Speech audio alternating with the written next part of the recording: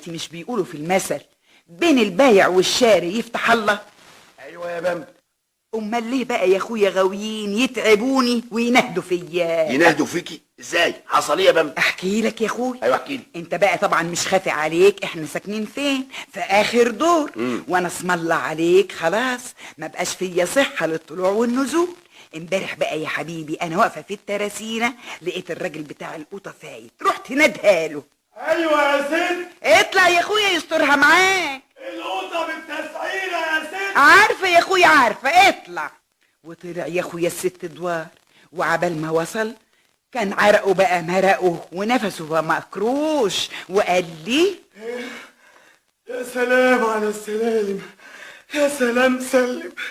السلم بتاعكوا عالي قوي يا ست هاني. معلش يا اخويا معلش، ما هم بيقولوا الرزق يحب الخفيه. ايوه، عايزه قوطه قد ايه يا ست؟ اسم الله عليك، وريني قبله يا اخويا.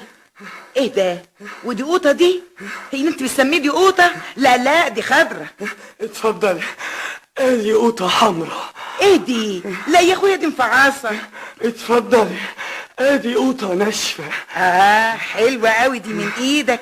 والكيلو بكام بقى يا اخويا؟ ما قلنا بالتسعيره. لا لا يا اخويا شوف بقى، انا هاخدها ب7 بس. زي بعض يا ست. عاوزه قد ايه؟ خلاص يا اخويا اتفقنا، هاخدها ب7.